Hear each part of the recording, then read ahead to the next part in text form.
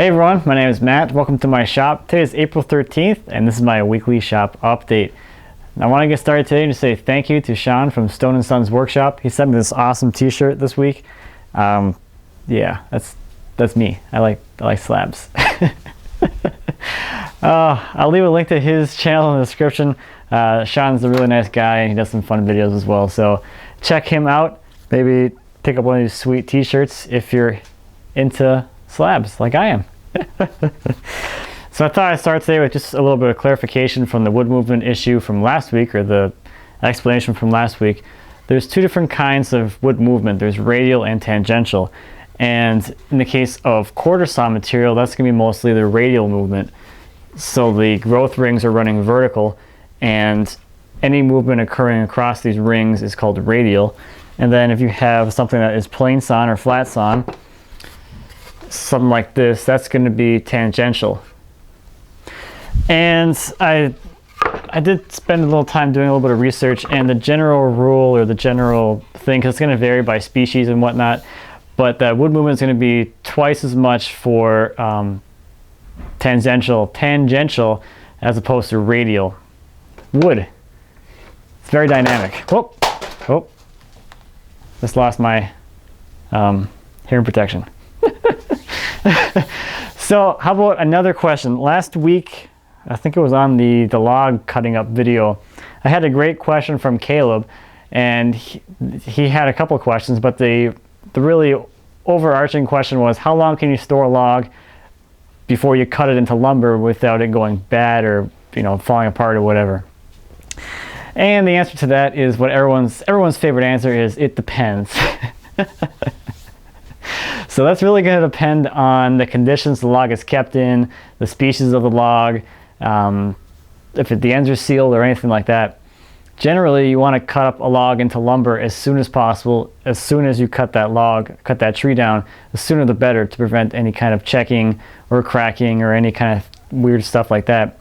Now, there are some species where you want to cut them as soon as possible, absolutely, because you're going to be ending up with some kind of staining or discoloration to the wood once that tree gets cut down. So for instance, maples, if you don't cut those right away, typically they'll turn blue and you'll lose that nice white look that so many people like for maple. And a really extreme example of that, which is holly. There's no holly around here, so I've never experienced this before, but holly needs to be cut like the same day or else it won't be white anymore. And white holly is exactly what is valuable about it. So those are kind of some far-off examples, but other things like oaks and walnut, things like that, they'll last for a while, and depending on the conditions that they're kept in, they could be left for maybe a year, 2 years, 3 years.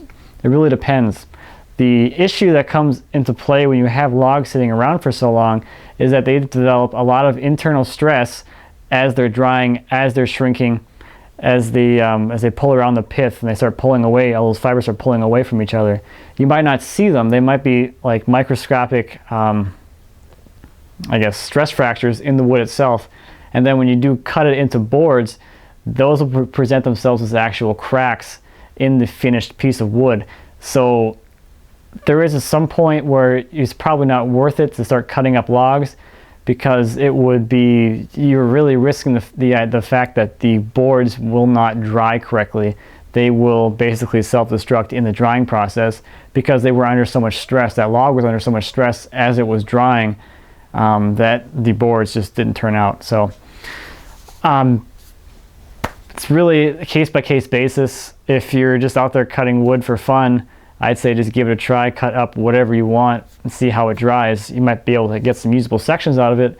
Maybe some boards might not turn out that well, but I mean, I've cut things that have been sitting around for, I don't know, like the example out there, the white oak log that I did last fall, that was out for 10 years. That was in the woods, so it's in a very wet environment.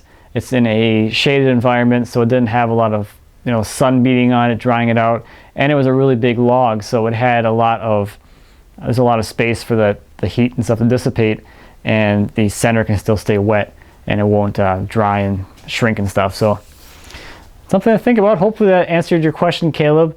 I know he said that he had a bunch of walnut logs, and I would just give them a try. Give them a cut, see how they look. Who knows? hopefully something works out all right. So in the shop this week, I finished the last bit of construction on the lower case. And I say construction because there's still things to do on it, but the last thing I did was the last gallery drawer, and I'm really excited about that. I actually did that live. I was in the shop on Friday, and I thought I'd just throw on the webcam and see who showed up, and we had a pretty good amount of people show up and hang out. My wife came home from work, and we were hanging out in the shop, and I was finishing up that drawer, and that was a really, I know it's kind of a surreal experience for me because I've been working on that thing for so long, and that is really the last piece of actual construction that needs to happen to this thing. Everything from here on out is just cosmetic. I need to make some drawer bottoms, put the backboards on, and you know, do some final sanding and surface prep. But other than that though, everything is complete as far as construction goes. I won't be cutting any more joinery or anything like that, so it's all downhill from here, or smooth sailing.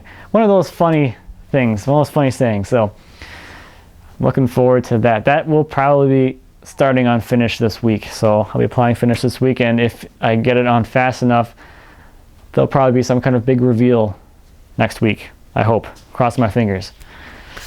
But yeah, looking forward to getting that out of the shop and into the house with the upper case and seeing them all together. So that's going to be a really great experience. Okay, so one last thing I want to talk about regarding shop stuff. If anyone, you know, drum sanders are really popular, and when I first got mine, I bought the pre-cut rolls of sandpaper for them because I didn't know any better, right? So, and those things are not cheap. I think a 4-pack or a 5-pack, whatever the packs are, they're like $45 for a pack of rolls. And this here, this is from Industrial Abrasives. Industrial Abrasives. This is $65, and it is 52 yards. And one sanding belt is about like 7 feet long. So this will give you a lot of belts. And to cut them, it's really simple. I made this little jig out of MDF. It's a 3-inch strip of MDF, and I took one of the pre-made belts, and I just made a template with it. So I just laid it on the MDF, drew the angles, and cut the MDF out to be the right length with the right angles on it. And then now every single time I want a new piece of sandpaper for my sand, I just lay my template on top of it, cut the sheet, and roll it on, and I'm good to go. So that's so if anyone has a sander and they're just not really sure about making your own paper, you can save a lot of money doing it this way. Oh, today is Dima's birthday. I'll leave a link to his channel down in the description. Head over there, say happy birthday to him. But if you're not familiar, he lives pretty close to me, about half an hour away. And this is my birthday gift to him. 10 discs of 6-inch random molded sandpaper of each grit I have. Can you guess what his birthday present was? Not from me, from himself, or from his wife to him. Oh, all right. So that's all I have for this week. Thank you as always for watching. I greatly appreciate it. If you have any questions or comments about anything I talked about today or anything here in my shop, please feel free to leave me a comment. I always appreciate those, and I'd be happy to answer any questions you might have. Until next time, happy woodworking.